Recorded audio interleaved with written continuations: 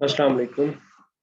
ये स्टूडेंट्स हम इंटेग्रल्स को लेके इनकी थ्योरी और इनके एप्लीकेशंस पे काफ़ी सारी जो कॉन्सेप्ट्स हैं वो ऑलरेडी देख चुके हैं। इस लेक्चर में हम इंटेग्रल्स को रिलेट करेंगे लेंथ ऑफ कर्व के साथ। जो आर्क लेंथ है हम उसको मेजर करना चाहेंगे। फॉर एग्जांपल ये जो आपके सामने कर्व्स आ रही हैं, फॉर एग्जांपल ये कर्व है जो फिगर 1 में है, या फिर आप अगर ये सर्कल देखें, ये सर्कल्स देखें तो हम इनकी जो लेंथ्स है इनको देखेंगे। जैसे हमने जब एरिया प्रॉब्लम देखा था, फिर हमने इंटेग्रल को यूज करके एरिया कंप्यूट किया, फिर हमने वॉल्यूम कंप्यूट किया। तो आप पहले क्या करते रहे, आप एरिया अंडर द कर्व पे काम करते रहे, और अब हम लेंथ ऑफ कर्व पे करेंगे। जैसे हमने तब जो आइडिया या कॉन्सेप्ट लिया था उसमें हम नोट ये करते थे कि जो रेक्टेंगल का एरिया उसका फॉर्मूला है, लेकिन हम कोई भी अगर कर्व ले लें तो उसके एरिया अंडर कर्व का फॉर्मूला नहीं है। तो हम इंटेग्रल की मदद से वो किस तरह से वो कंप्यूटेशंस कर पाएंगे। तो इस लेक्चर में हम, अगर फर्ज कीजिए ये जो फिगर 1 का आपके पास ये ब्लू कलर का जो कर्व है, अगर इसकी आर्क लेंथ आपने कंप्यूट करनी हो तो तरीकाकार क्या है। जस्ट इमेजिन ये कीजिए कि आपने इसके साथ एक रस्सी जो है वो इसी तरह से चिपका दी, और फिर उसके बाद आपने उस रस्सी को खींचा और उसको आपने किसी भी स्केल से मेजर कर लिया तो वो आपको आर्क आर्क लेंथ मिल जाएगी। अगर आप ये सर्कल देखें, सर्कल के साथ आपने रस्सी ली, रस्सी इसको इसके साथ चिपका दी, फिर उसको सीधा किया और किसी भी स्केल के साथ आपने मेजर कर लिया। लेकिन क्या, ये तो एक कहने की बात है। जो आपके कर्व्स हैं वो तो एक आपके सामने थ्योरेटिकल ऑब्जेक्ट आ गए, और वो जो थ्योरेटिकल ऑब्जेक्ट है, आप उन ऑब्जेक्ट्स की जो लेंथ्स हैं उनको किस तरह से कंप्यूट कर पाएंगे, और फिर उसका एरिया ऑफ द कर्व के साथ क्या ताल्लुक है। ये सारी चीजें हम इस लेक्चर में कवर करने की कोशिश करेंगे। जो कॉन्सेप्ट है वो बहुत सिंपल है, और जो ऑलरेडी हम कर चुके हैं उससे काफी मिलता जुलता है। Okay, what do you mean by length of a curve?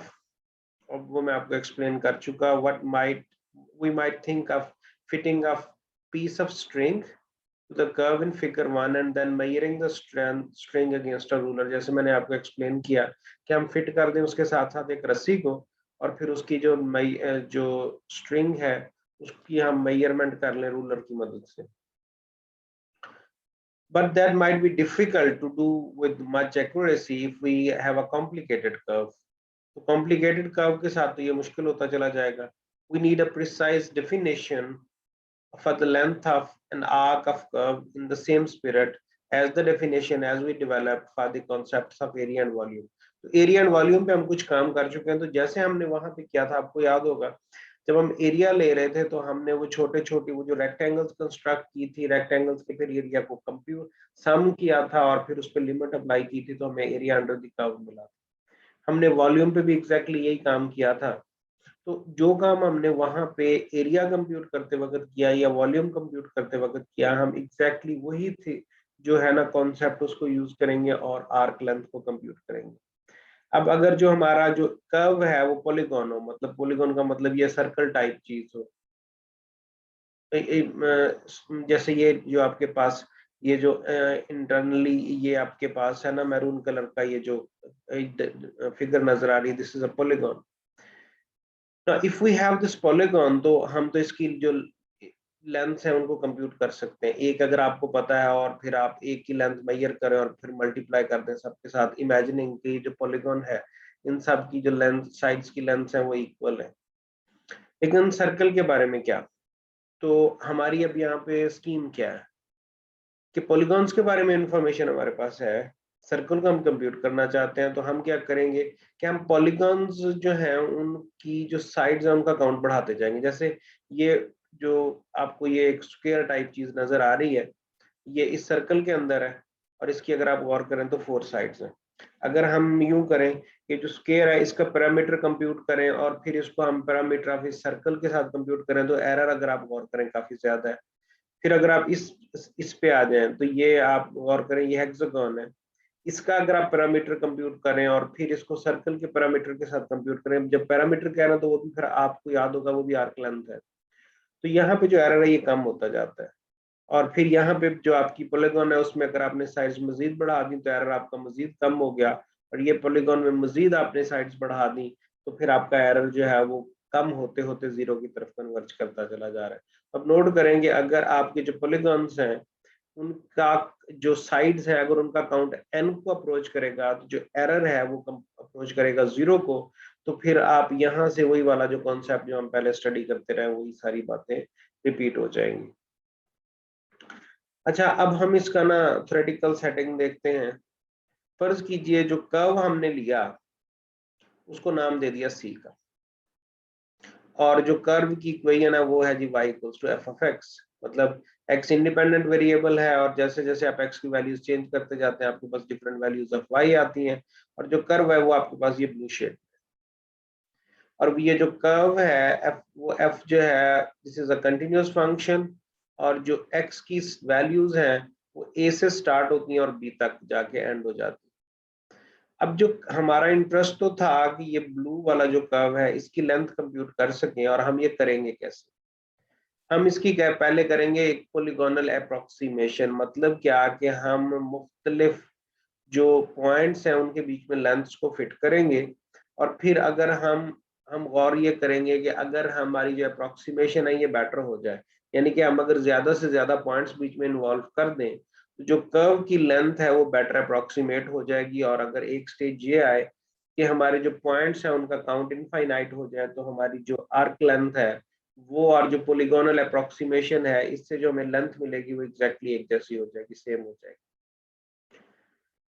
तो जो हमने पहले काम किया था कि हमने जो इन x की वैल्यूज थी अगर वो a से b तक जा रही हैं तो हमने a से b तक इसको बराबर पार्ट्स में डिवाइड कर दिया था। यूं समझ लीजिए हमने इसके दरमियान में ये जो पहला पॉइंट था a, इसको हमने कह दिया x नॉट, फिर x1 एंड सो ऑन, जो फिर xn वाला पॉइंट था उसको हमने b का नाम दिया।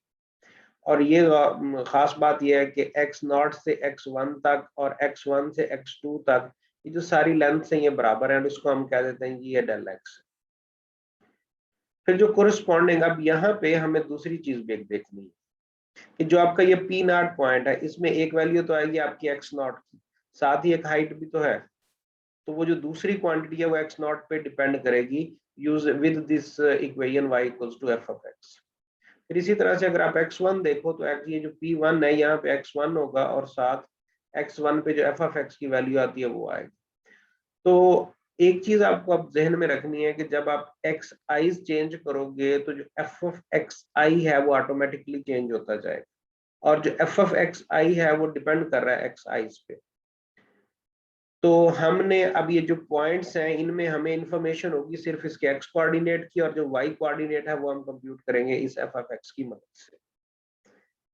तो आप अगर पॉइंट्स ले लें, उनको हम ये नाम दिया जा रहा है वर्टिसेस का, तो जो पॉलीगॉन के वर्टिसेस हैं पॉइंट्स ये आपके आगे एक्स नॉट, तो उसके कोरेस्पोंडेंस में जो वर्टेक्स आता है वो पी नॉट है, फिर x1 जो वर्टेक्स आता है वो p1 है, and so on if we go on like this. तो फिर हम अब करेंगे क्या कि जो लेंथ है फर्ज कर लो पी नॉट और p1 की जो लेंथ है प्लस p1 और p2 की जो लेंथ है, p2 और p3 की जो लेंथ है, एंड सो ऑन, ये जितनी भी हमने पॉलीगोनल साइड्स यहाँ पे बीच में इंसर्ट की हैं इन सब की जो लंबाइयां हैं वो हम इन सबको ऐड कर देंगे। यही सारी डिस्कशन यहाँ पे की हुई है। The length L of C is approximated. The length L of C is approximated by the length of this polygon, and the approximations get better as we let n increase. मतलब ये कि अगर हमारे ये जो पॉइंट्स हैं A और B के बीच में अगर ये बढ़ते चले जाएं तो जो लेंथ है उसकी अप्रोक्सीमेशन बेटर हो जाएगी। See figure 4 where the arcs with the curves between pi, ये जो फिगर 4 है ये वाली, अब ये जरा गौर करो pi-1 और pi के बीच में एक ही आपको स्ट्रेट लाइन सेगमेंट मिल रहा है ये मैरून कलर का। फिर pi-1 से pi तक अगर दरमियान में ये एक पॉइंट हम और ऐड कर दें तो अब ये पहले से बेटर अप्रोक्सीमेशन है। जो एरर है अगर गौर करो कि ये जो लंबाई है ये जो ब्लू कलर की और ये जो मैरून कलर की, इन दोनों के बीच में इस वक्त लंबाइयों में एरर काफी ज्यादा है। अगर आप ये पॉइंट ऐड कर दो तो एरर कम हो जाता है, फिर मजीद पॉइंट्स ऐड कर दो तो पॉइंट एरर मजीद कम हो जाता है, और जैसी जैसी आपकी ये पॉलीगॉन्स की जो साइड्स हैं ये बढ़ती जाती हैं तो एरर कम होता चला जाता है। और यही चीज उसने सी figure 4 where the arcs of the curve between pi minus 1 and pi has been magnified and the approximations with successively smaller values of del x are shown. Therefore, we define the length L of the curve C with equation y equals to x, f of x, where x is between a and b as the limit of the length of these inscribed polygons. Inscribed का मतलब ये कि ये जो curve के अंदर अंदर रहती है। फिर हमने करना क्या है कि अब ये जो हमारे पास डिफरेंट लेंथ्स है, my apologies,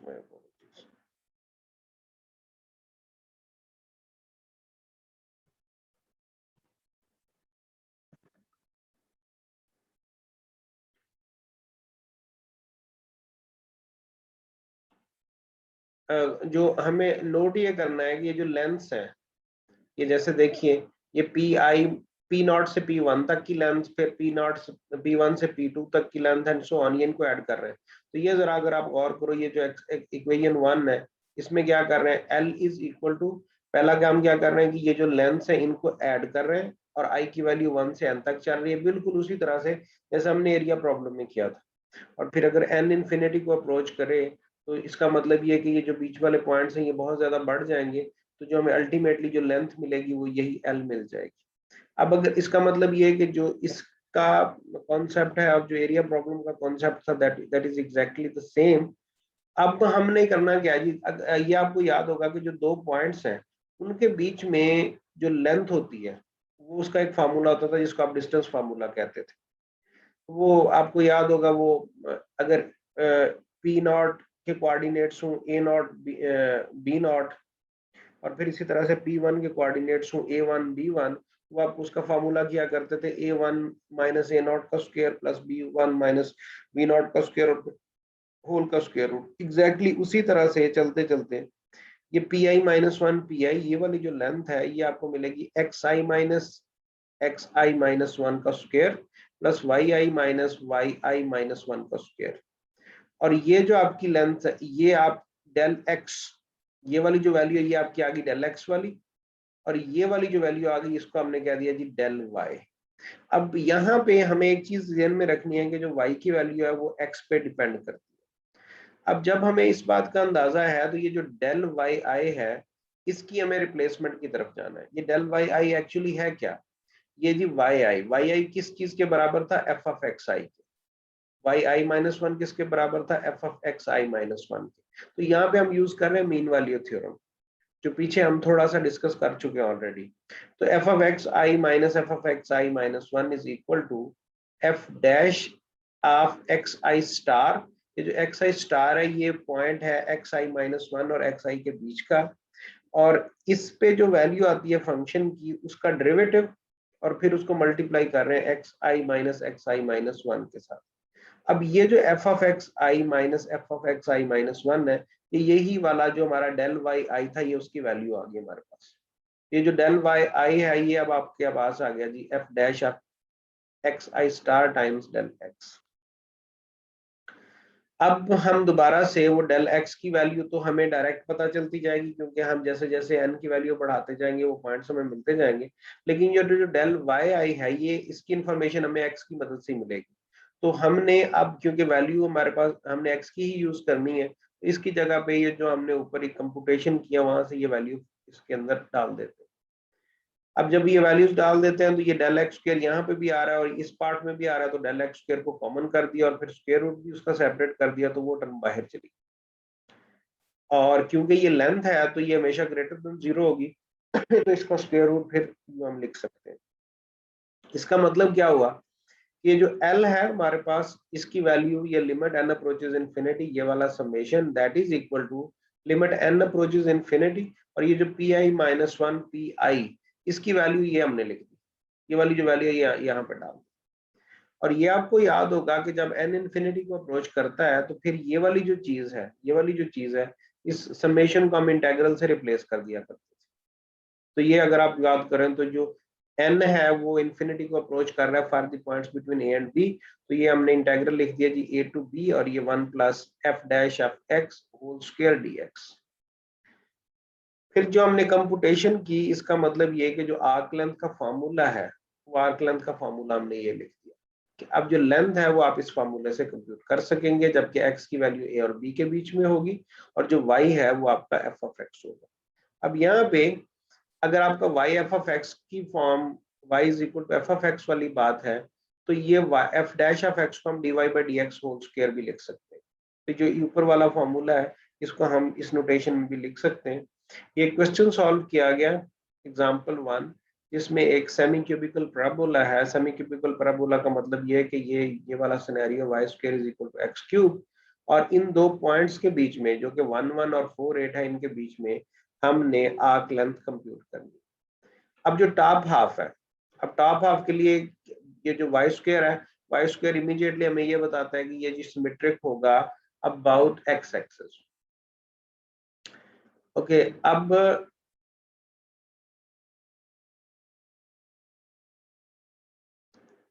हम y को x स्क्वायर, अब ये जो y स्क्वायर है दैट इज स्क्वायर रूट ले लिया हमने दोनों साइडों पे, so this y is equal to x 3/2 और फिर इसका डेरिवेटिव लिया तो ये सिंपल सी कंप्यूटेशन है 3/2 x to the power 1/2।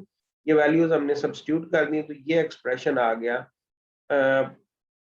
L is equal to integral from 1 to 4 और ये स्क्वायर रूट के नीचे ये वाला एक्सप्रेशन आ गया। अब यहाँ पे ये जो इंटेग्रल कंप्यूटेशन है इस पे मैं ज्यादा बात नहीं करूंगा, हम टेक्निक्स ऑफ इंटीग्रेशन वाला चैप्टर यूज कर चुके हैं ऑलरेडी, हम ऑलरेडी कर चुके हैं।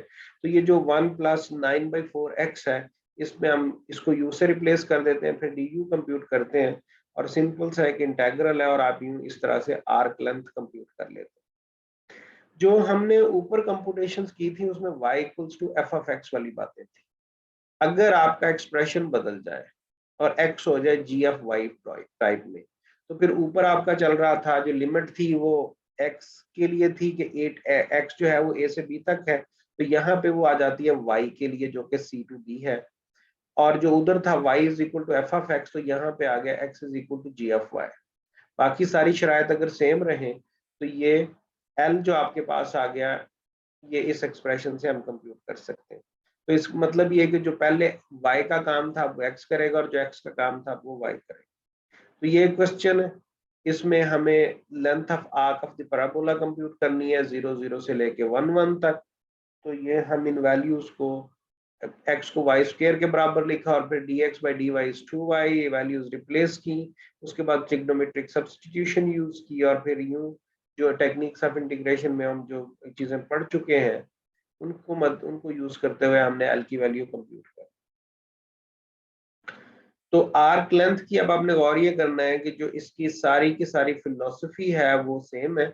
ये जो एग्जांपल 3 है इसमें सिम्पसन रूल यूज कर रहा है जो कि एक न्यूमेरिकल टेक्निक है, उसको मैं अभी स्किप करूंगा।